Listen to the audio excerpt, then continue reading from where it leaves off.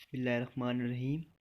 शुरू करते हैं अल्लाह के नाम से जो बड़ा मेहरबान नहायत और बड़ा ही रहम वाला है। शायद आज हम डिस्कस करेंगे कॉन्स्टिट्यूशनल लॉ के कुछ इंपॉर्टेंट आर्टिकल्स फ्रॉम 70 टू 75। ये जो आर्टिकल हैं ये शहरग हैं लेजिस्लेशन इन पाकिस्तान, कानून साजी के लिए जो है ये बहुत इंपॉर्टेंट आर्टिकल्स हैं जो कि आज हम डिस्कस करने जा रहे हैं।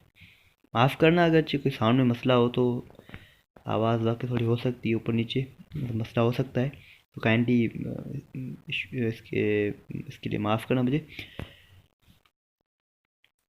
क्लॉज 1 में क्या कहता है आइन? इस क्लॉज में सिंपल ये कहना चाह रहा है कि कोई भी बिल जो बिल क्या होता है, बिल का मतलब होता है प्रोपोजल टू लॉ। ये एक प्रोपोजल टू लॉ होता है, ऑफर टू लॉ होती है। फिर जब वो लॉ एक्सेप्ट हो जाता है एक प्रोसीजर के तहत तो वो कानून बन जाता है। तो ये कहता है कि बिल जो है वो किसी भी हाउस में ओरिजिनेट हो सकता है। किसी भी हाउस मतलब दो हाउसेज होते हैं, एक सेनेट दूसरा नेशनल असेंबली। तो वो नेशनल असेंबली या सेनेट दोनों में से किसी एक में ओरिजिनेट हो सकता है। जब वो ओरिजिनेट होगा तो वहाँ पे वोटिंग होगी और वोटिंग के बाद जो है वो चला जाएगा दूसरे हाउस में, transmitted to the other house. और जब उस हाउस से भी जो दूसरा हाउस है उसमें से भी अगर जो विदाउट मतलब अगर जो उसके उस हाउस में से कोई भी अमेंडमेंट नहीं की गई, उस कानून में कोई चेंज नहीं लाया गया, तो फिर वो कानून उस हाउस के बाद सेंड किया जाएगा to the president for assent. यहाँ पे अमेंडमेंट का क्या मतलब है? फॉर एग्जांपल नेशनल असेंबली में कोई कानून ओरिजिनेट हुआ, उस कानून में चार चीज़ें ABCD, और जब वो वोटिंग के थ्रू पास होकर सेनेट में गया, सेनेट ने उसको जब सेनेट के यहाँ गया तो सेनेट क्या करती है, कहती है कि सी सही नहीं है, सी को ख़त्म किया जाए, बाकी A, B और D को हम अप्रूव कर रहे हैं, और वहाँ से वो पास हो जाता है। तो अगर वो उस प्रोसीजर के तहत पास हो जाए, मतलब सी को उन्होंने काट दिया, बाकी रख दिए ABD, तो फिर क्या होगा? चलिए वो आगे देखते हैं।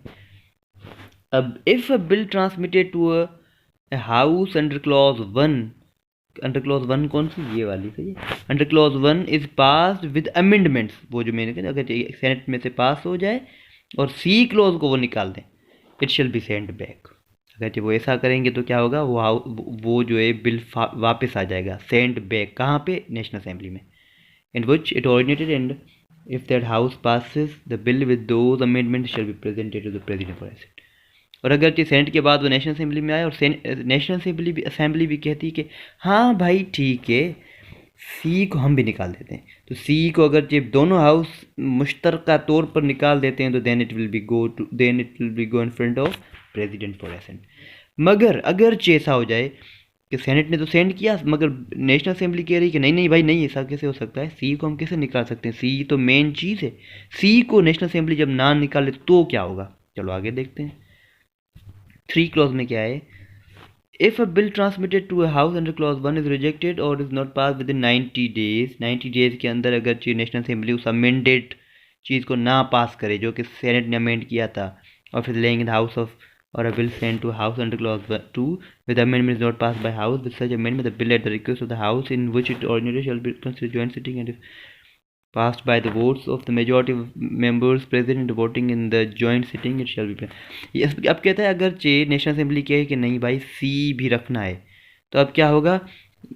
जो हाउस जहाँ पे ओरिजिनेट हुआ था बिल, कहाँ पे हुआ था? नेशनल असेंबली में, उसके रिकमेंडेशन पे या उसके रिक्वेस्ट पे जॉइंट सिटिंग बुलाई जाएगी। जॉइंट सिटिंग में अब नेशनल असेंबली और सेनेट सब के मेंबर साथ बैठेंगे, जहाँ पे जॉइंट सिटिंग में अब ये मुश्तरका कहा जाएगा कि क्या होगा, वोटिंग होगी। वोटिंग में याद रहे वोट किसके चेक किए जाएंगे? Simple majority of present and voting, मतलब वहाँ पे लोग कितने बैठे हैं, आज कितने प्रेजेंट है, लोग कितने आए, कितने मेंबर्स आए हैं, जितने मेंबर्स आए हैं उन लोगों के वोट्स को चेक किया जाएगा। और अगर वोट्स बहुत हो गए, सिंपल मेजॉरिटी 51 को अगर क्रॉस कर गए वोट्स, तो फिर वो पास करके और वो चला जाएगा president for assent. In this article and the succeeding provisions of the constitution, federal legislative list means the federal legislative list in the fourth schedule. यहाँ पे सिर्फ फेडरल लेजिस्लेटिव लिस्ट की बात की जा रही है जो कि फोर्थ शेड्यूल में प्रेजेंट है। 5 शेड्यूल हैं टोटल, आपको पता है। उसके बाद 71 जो है ये आर्टिकल अब नहीं है, एबॉलिश हो चुका है, अमेंड हो चुका है, ये जा चुका है। चलें article 72 procedure eight joint sitting. Procedure आप जॉइंट सिटिंग है, तो जॉइंट सिटिंग कब होती है? जब अमेंड हो जाए किसी हाउस से कोई बिल और दूसरे वहाँ पे जहाँ पे बिल जो है ओरिजिनेट हुआ था वहाँ पे बिल आ जाए, अमेंडेड है अब वो अगरचे वो कहें कि नहीं भाई इस अमेंडमेंट को हम नहीं मानते और वहाँ पे जॉइंट सिटिंग बुलाई जाए। अब प्रोसीजर क्या होगा जॉइंट सिटिंग का? The President, after consultation with the Speaker of the National Assembly and the Chairman, may make rules as to the procedure with request to the joint sitting, respect to the joint sitting. मतलब बुलाएगा कौन? The president on the advice या with the consultation of speaker the national assembly का या chairman senate.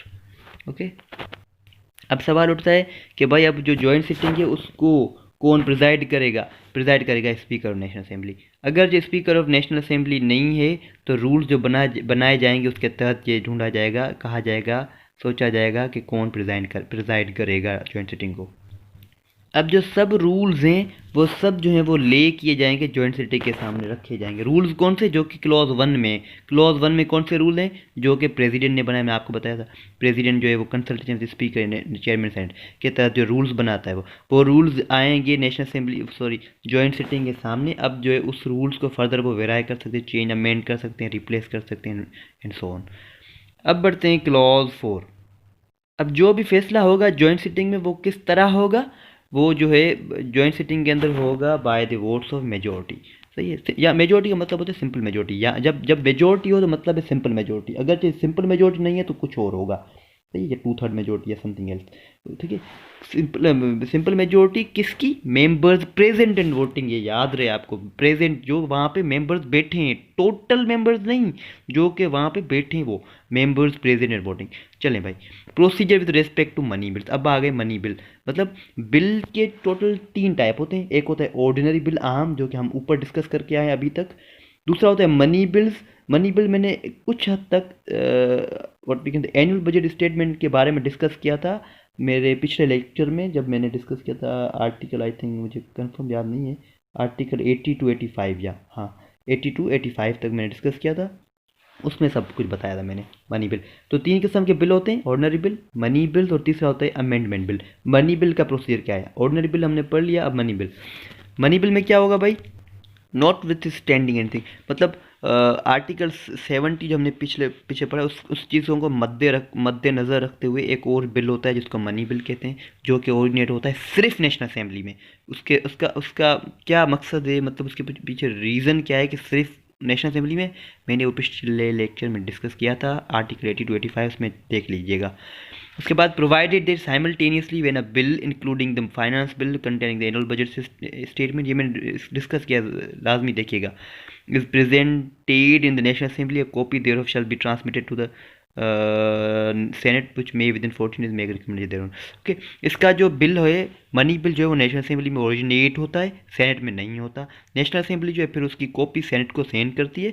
Senate जो है वो 14 days के अंदर रिकमेंड करके भाई ये डालो, ये नहीं डालो, ये निकालो, ये नहीं निकालो, ऐसा कुछ होगा। बाकी सेनेट के पास इसके अलावा कोई इख्तियार नहीं है मनी बिल में, क्योंकि सेनेट जो है वो पॉपुलेशन बेस्ड हाउस है, जिसके अंदर अगर पॉपुलेशन को देखेंगे तो दोनों बराबर है, अपोजिशन और गवर्नमेंट, मतलब हर सूबे से ये चीज़ें बराबर होती है। तो इस वजह से उन्होंने गवर्नमेंट के लिए बहुत मुश्किल है मुल्क को चलाना। इस वजह से नेशनल असेंबली में ही मनी बिल को राइज या ओरिजिनेट किया जाता है। और जब जो है अब आगे क्या है कि जब रिकमेंडेशंस हो गई, रिकमेंडेशन किसकी तरफ से? सेनेट की तरफ से आई, उसको जो है वो कंसीडर करेगी नेशनल असेंबली। उसके बाद जो है जो सिस्टम जो वही है जो ऑर्डिनरी बिल का होता है कि वो प्रेजेंट किया जाएगा प्रेसिडेंट के सामने for his assent and then it will be called as a law. अब फर्दर बात करता है कि कौन सा मनी बिल होगा। मनी बिल कौन सा है, क्या डिफरेंस है ऑर्डिनरी बिल और मनी बिल में? तो अब बोलते हैं कि ये चीज़ें जब होंगी तो वो मनी बिल। क्या? ए the imposition, abolition, रिमीजन, alteration or regulation of knee tax. Tax के बारे में इम्पोजिशन होगी, एबोलिश करना होगा, या रिमीजन या बढ़ाना, कम करना, उसके अंदर फर्दर ऐड करना या उसको अमेंड करना, ये चीज़ें अगर होंगी टैक्स के अंदर तो वो मनी बिल कहलाई जाएंगी। the borrowing of money or the giving of any guarantee by the federal government or the amendment of the law relating to the financial obligations of that government, ये चीज़ें होंगी। अगर उन्होंने कोई कर्ज लिया हुआ है फेडरल गवर्नमेंट ने किसी से या स्टेट्स कोई और स्टेट से फाइनेंशियल ऑब्लिगेशन से गवर्नमेंट के ऊपर, तो ये सब मनी बिल में इंक्लूड किया जाएगा। The custody of the federal consolidated fund, the payment of moneys into or the issues of moneys from that fund. Federal consolidated fund भी हमने डिस्कस किया था पिछले लेक्चर में, काइंडली वो देख लीजिएगा। एक होता है फेडरल कंसोलिडेटेड फंड, दूसरा होता है public account. Federal consolidated fund से जो है गवर्नमेंट को पैसा मिलता है, गवर्नमेंट उससे पैसा निकालती है और अपने कामों में यूज़ करती है। तो ये जब वहाँ मतलब फेडरल कंसोलिडेटेड फंड से जब मैटर रिलेटेड हो तो वो भी मनी बिल में इंक्लूड किया जाएगा। The imposition of a charge upon the federal consolidated fund or the abolition or alteration of any such charge, the receipts of money on account of the public account of the federation, the custody or issue of such money, the audit of the customs of the federal government. Audit का मतलब होता है examine करना, check करना, observe करना। Accounts of the federal government on a provincial government in any matter incidental to any of the matters specified in the proceedings paragraph. A bill shall not be deemed to be a money bill by reason only that it provides for the imposition or alteration of any fine or the pecuniary penalties or for the demand or payment of a license fee or fee on charge for any servants rendered। अब यहाँ पे आगे ये बता रहा है कि कौन सा बिल जो है मनी बिल नहीं होंगे। अगरचे वो फाइन है, चार्ज है, तो वो मतलब किसी भी सर्विस के ऊपर या किसी चीज़ पे फाइन है तो वो बिल नहीं होगा, मनी बिल नहीं होगा। For imposition, abolition, remission, alteration or regulation of any tax by any local authority or body for local purposes. अगर लोकल अथॉरिटी है या लोकल म्यूनसिपल कमेटीज जो होती हैं, लोकल अथॉरिटीज़ या बॉडी है, वो अगर उस मनी से कंसर्न कोई काम करी तो वो भी मनी बिल में कंसिडर नहीं होगा। If any question arises whether bill is a money bill or not, the decision of the speaker of the national assembly. ये सब चीज़ों पर जो हम पढ़ के आए वो तो एक साइड पर रख दें आप। बिल, मनी बिल वही होगा जो स्पीकर कहेगा। स्पीकर कहे भाई ये मनी बिल है, then that will be called a money bill. अगर कहीं नहीं, then it will be rejected as a money bill. Okay, every money bill presented to the president for assent shall bear a certificate under the hand of the speaker of national assembly that if it is a money bill and such certificate shall be conclusive। मतलब जब president के सामने वो चीज़ send की जाएगी वो bill, और उसके साथ जो है वो स्पीकर का ऐसे समझे सर्टिफिकेट होगा कि हाँ भाई, सर्टिफिकेट में ये होगा कि भाई हाँ ये मनी बिल है या नहीं है। मतलब बात फिर भी स्पीकर पे आती है कि स्पीकर जो कहेगा, अगर स्पीकर कहेगा it's money bill that's money bill, अगर कहेगा नहीं तो बाहर में जाए। 74 federal governments consent required for financial measures. इसमें ये कहा जा रहा है 74 में कि सब वो मसले मनी बिल के एक्सपेंडिचर हो फ्रॉम फेडरल कंसोलिडेटेड फंड या विथड्रॉ किए जाएँ पब्लिक अकाउंट से, सब वो मसले या स्टेट बैंक से या कोइनेज का मसला हो, करेंसी का, वो सब जो है इंट्रोड्यूस या मूव किए जाएंगे पार्लियामेंट में, वो except by with the consent of federal government की कंसेंट के बगैर वो जो है इंट्रोड्यूस नहीं किए जा सकते मजलिस शूरा पार्लियामेंट में। मतलब भले मनी बिल हो, वो तब तक इंट्रोड्यूस नहीं किए जा सकते नेशनल असेंबली में जब तक फेडरल गवर्नमेंट खुद कंसेंट ना दे कि हाँ भाई इसको इंट्रोड्यूस किया जाए और बिल को पास किया जाए। ऐसा नहीं कि अपोजिशन आए और कहे कि ये मनी बिल है, हमें ज़रूरत है या कुछ भी नहीं, जब तक फेडरल गवर्नमेंट ना कहे। President assents to bills. अब भाई प्रेसिडेंट का क्या होता है assent? When a bill is presented, article 75, when a bill is presented to the president for assent, the president shall within 10 days, के बाद 10 दिन है, 10 दिन में वो क्या कर सकता है, या तो एसेंट कर दे कि हाँ भाई okay then this bill is applicable, I am gonna give consent और एसेंट, या तो कहेगा कि in the case of a bill other than money bill. Money bill को तो छोड़ दें, मनी बिल जो नेशनल असेंबली ने सेंड किया है वो तो एसेंट देगा ही देगा उसे प्रेसिडेंट में दम ही नहीं उसको रोके। बाकी उसके अलावा क्या, उन सबको वो रिटर्न कर सकता है। Return the bill to the Majlis Shura parliament with the message भी देगा, वो रीज़न देगा कि मैंने क्यों रिटर्न किया है, रिक्वेस्टिंग दैट बिल और any specified provision thereof be considered, उसको रिकन्सिडर किया जाए, या उसने अगर कि कोई अमेंडमेंट बनाई हुई है, दैट एनी अमेंडमेंट स्पेसिफाइड की ये प्रेसिडेंट ने उस बिल में, तो उसको जो है कंसीडर किया जाए। तो ये चीज़ें इसके अंदर। और अब जब प्रेसिडेंट ने वो जो सेंड किया है वापस के इसको कंसीडर किया है, रिकन्सिडर किया जाए, तो उसको फिर से अब जॉइंट सिटिंग में पास किया जाएगा। जॉइंट सिटिंग का वही प्रोसीजर होगा जो पहले था। जॉइंट सिटिंग में जो है वो प्रेजेंट वोटिंग जो मेंबर्स होंगे वो वोट करेंगे सिंपल मेजोरिटी में, उसके बाद वो जो पास होगा, उसके बाद वो जाएगा फिर से प्रेसिडेंट के पास। प्रेसिडेंट के पास सिर्फ 10 दिन होंगे जिसके अंदर वो एसेंट देगा, और अगर जब एसेंट नहीं दे रहा, चुप है, तो इसका मतलब है कि उसने एसेंट दे दिया, गिवन, उसने जो है वो एसेंट दे दिया, अगर जब वो चुप है। क्लियर, साइलेंट है किसी मैटर पर। और जब प्रेसिडेंट एसेंट दे दे तो उसको हम act of Majlis Shura parliament कहते हैं।